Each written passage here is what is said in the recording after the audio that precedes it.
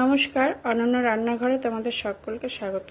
আজ আমি তৈরি করব মিষ্টি আমের ঠান্ডা ঠান্ডা শরবত। আম, সাবু আর খেজুর দিয়ে তৈরি করব। দেখো কিভাবে তৈরি করি। দেখো বন্ধুরা, আজ আমি 2 মুঠ সাবু দিয়ে তৈরি করব আমের শরবত। এই সাবুটাকে এবার আমি জল দিয়ে ফুটিয়ে নেব। ভালো করে ফোটানো হয়ে গেলে, সাবুটা সেদ্ধ হয়ে গেলে আমি সেটাকে 1 ঘন্টার জন্য ফ্রিজে রেখে দেবো ঠান্ডা করার জন্য। দেখো 2 কাপ জল দিয়ে আমি এটাকে সাবুটাকে সেদ্ধ করতে দেব।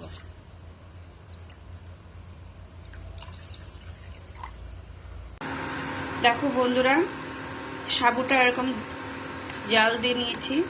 এই সাবুটাকে আমি ঠান্ডা করে ফ্রিজে 1-1.5 ঘন্টার জন্য রেখে দেবো। দেখো বন্ধুরা, এবার আমটা হাতে চটকে নিয়ে এবার আমি ছাঁকনি দিয়ে ছেঁকে নেব।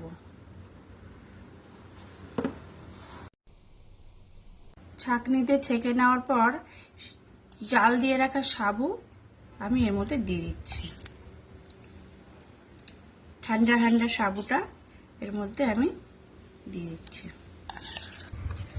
এবার সুন্দর করে এটাকে মিক্সড করে দিতে হবে যাতে ভালোভাবে মিশে যায়।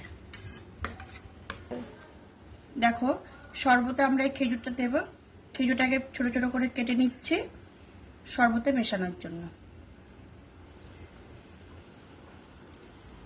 খেজুরটা কেটে নিয়েছি ছোট ছোট পিস করে, এবার আমরা শরবতে মিশিয়ে দিচ্ছি।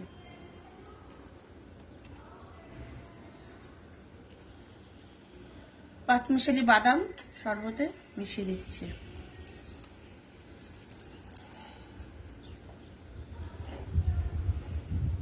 ছোট্ট 1 চামচ গোলমরিচ গুঁড়ো দিয়ে দিচ্ছি।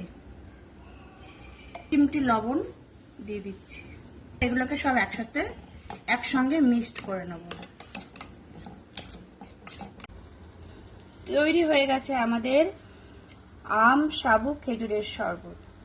বন্ধুরা একবার করে অবশ্যই খাবে, জানাবে কেমন লাগলো। আর তোমরা সাবস্ক্রাইব করবে, কমেন্টস করবে, কে কোথা থেকে দেখছো লিখে জানাবে।